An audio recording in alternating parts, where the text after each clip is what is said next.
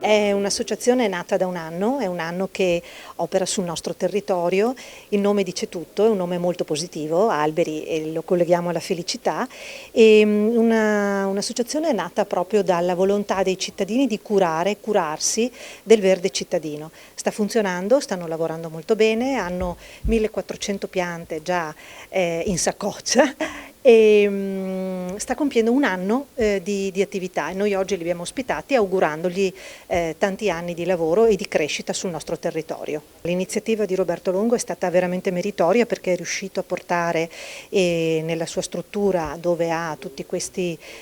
piantine in lavorazione, anche le persone con disabilità, che di conseguenza hanno avuto la possibilità 2 volte a settimana di poter lavorare con il terreno e passare dei momenti anche di comunità. Alberi felici, già nel titolo, insomma, la felicità di piantare un albero, la felicità di accudirlo e la felicità di lavorare poi con le amministrazioni, con le comunità, con le scuole. Questo è trasparito dall'incontro di oggi con l'associazione e quindi è un'associazione che sta partendo dal piccolo, diciamo, portando a compimento tutti quelli che sono gli obiettivi di Agenda 2030, peraltro spesso anche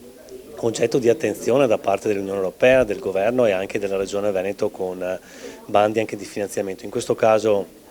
l'associazione si autosostiene, sono tutti volontari e fanno veramente un grandissimo lavoro con gli enti secondo il principio della sussidiarietà e proprio la felicità di dare un qualcosa sia all'ambiente, al territorio ma anche alle generazioni future. Ho iniziato da solo per cercare di migliorare quello che vedevo davanti a casa mia uscendo dal mio civico e quindi qualche aiuola lasciata lì, un po' triste, con qualche rifiuto, con l'erba incolta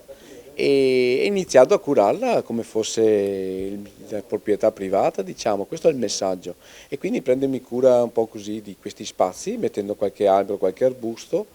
e da lì ovviamente facevo le cose non invisibili ma visibili. Altri si sono uniti a darmi una mano e così piano piano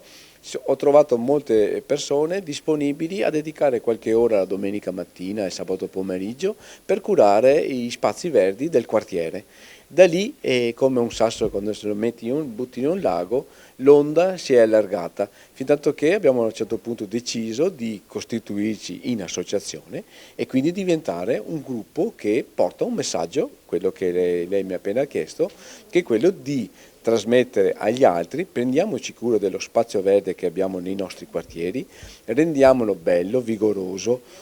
togliamo il degrado e anche, senza rendercene conto, stiamo migliorando anche il quartiere, il valore degli immobili, perché un quartiere dove ci sono i servizi, dove c'è del verde ben curato, dove ci sono i parco giochi, dove ci sono quindi spazi dove vivo al di fuori della mia